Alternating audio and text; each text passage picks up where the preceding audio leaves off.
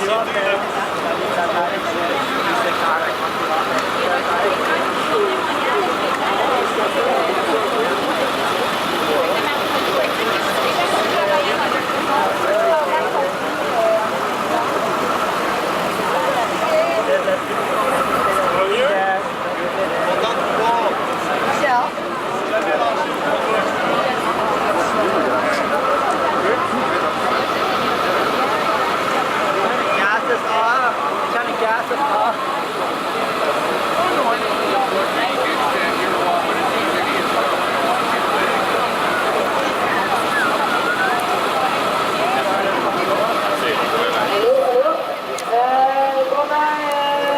tout le monde.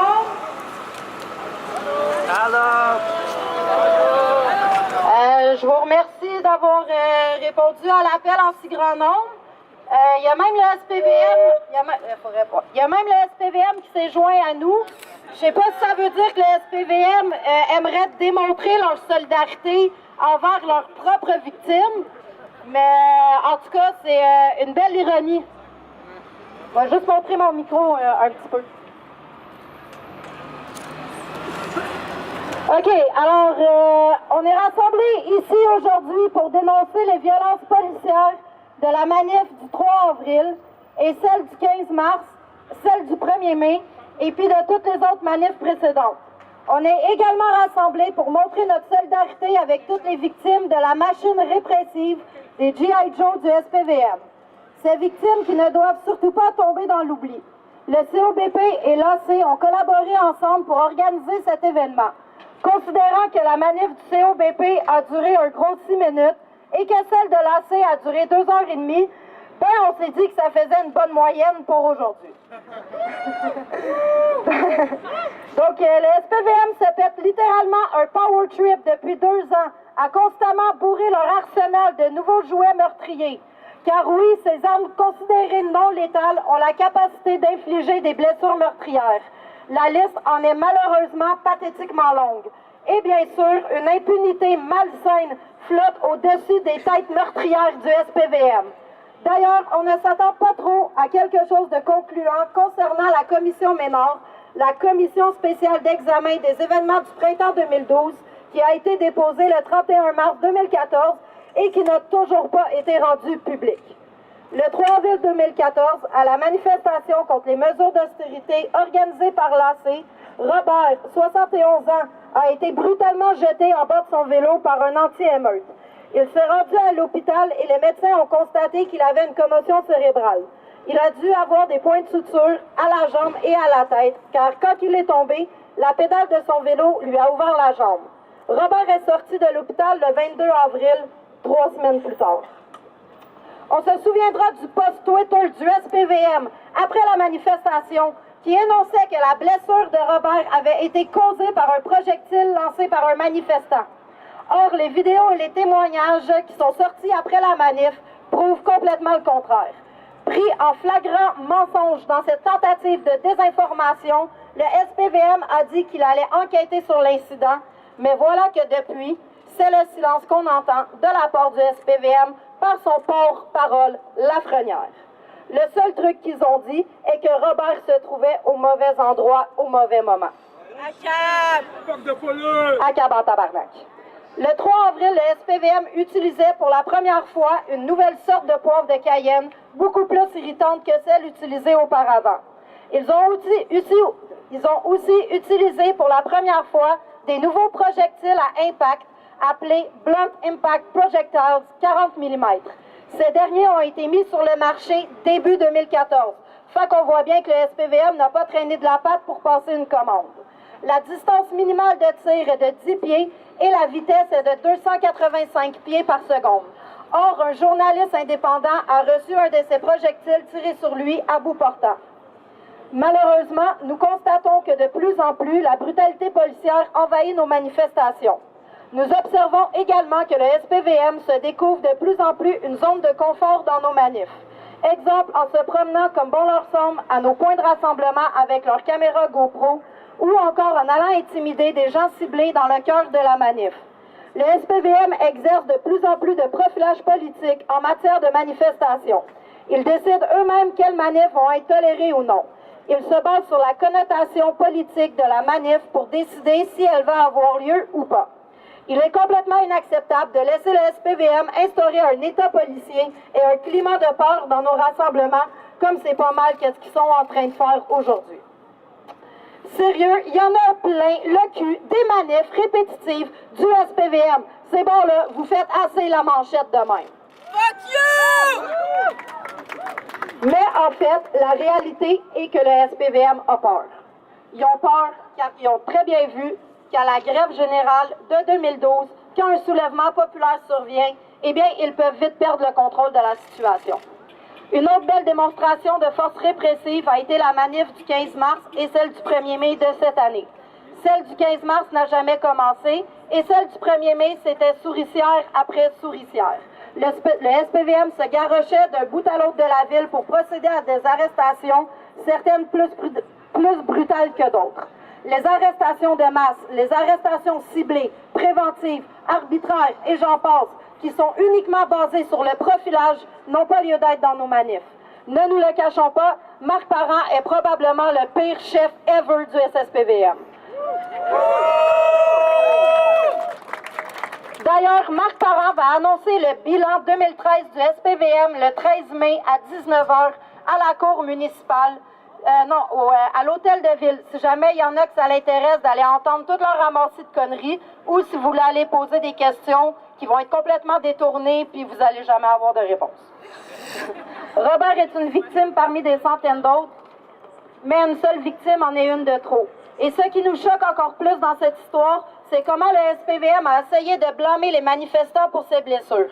Nous nous désolons également que le médic qui accompagnait les policiers soit passé à côté de lui après sa chute sans lui porter aucune attention. Il devient de plus en plus difficile de faire passer nos messages et nos revendications quand on se fait tout le temps taper sur la gueule, quand toute notre concentration est utilisée pour essayer de trouver des moyens pour être capable d'être dans la rue sans se faire arrêter et ou tabasser. La brutalité policière dans nos manifestations doit cesser. La brutalité policière dans la vie quotidienne doit cesser. Solidarité avec toutes les victimes de la machine répressive des policiers.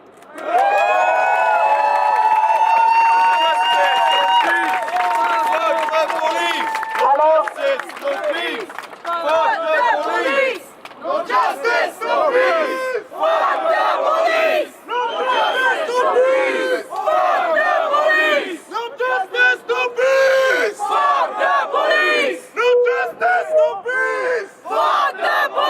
OK, je vais juste vous expliquer le déroulement du rassemblement. Le speech que je viens de faire, il va être lu en anglais. Après, il va avoir des speeches de victimes de brutalité policière dans les dernières années. Et puis, après, il y a... On descend le monde. OK, c'est pas grave, il faut juste descendre le monde. Puis après, il va y avoir une action éclair que je vais vous expliquer après. Donc, sur ce, je vous passe mon camarade.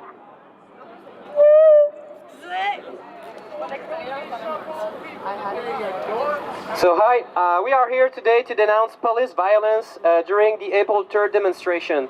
During the March 15th demonstration and during the 1st of May demonstration and during all other previous demonstrations. We are also here to show our solidarity with all the victims of the repressive machine of the SPVM GI Joes. As you can see, they are already making their repressions as we speak right now. So, those victims who absolutely must not be forgotten. The COBP and LASE have worked together to organize this event. Considering that the COBP demonstration latest at big 6 minutes and that the ASE one lasted for 2 hours and 30, we figured it would make a good average for today. So yeah, the SPVM is having a literal power trip during the last 2 years by constantly filling up their arsenal with new murderous toys. Because yes, those weapons considered non-lethal can inflict deadly injuries.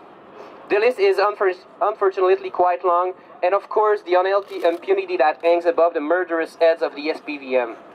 Besides, we don't expect much from the Menard Commission, the special commission on the events of the 2012 Springs, which was submitted on March 31st of 2014.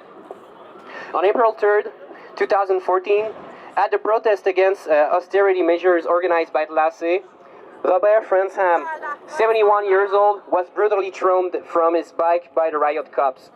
He went to the hospital and doctor found that he had a concussion. He also had to have stitches on his legs, because when he fell, the pedal of his bike opened his leg. So, Robert got out of the hospital on April 22nd, 3 weeks later.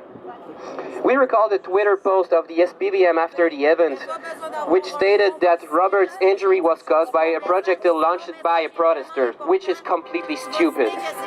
But videos and testimonials that were released after the demonstration proves quite the opposite. Caught red-handed in an attempt of disinformation, the SPVM said they would investigate the incident, but since then, we only heard silence from the SSPVM and their spokesperson, Lafrenière. On April 3rd, the SPVM used for the first time a new kind of pepper spray that is a lot more irritating from the one used previously. But videos, they have also used for the first time new 40mm blunt impact projectiles. These became available on the market at the beginning of 2014, so we can clearly see that the SPVM did not dilly-dally before placing an order. The minimal shooting distance is 10 feet and the speed is 285 feet per second. But an independent journalist received one of these projectiles at point blank, which you can pretty much see what did. It was pretty dangerous. So, unfortunately, we find that increasingly, police brutality invades our demonstrations.